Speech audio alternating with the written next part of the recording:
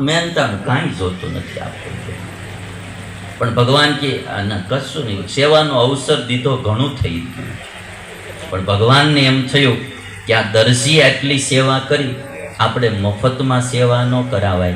તસ્ય પ્રસન્નો ભગવાન, એના ઉપર ભગવાન દરજી ઉપર બહુ રાજી થયા.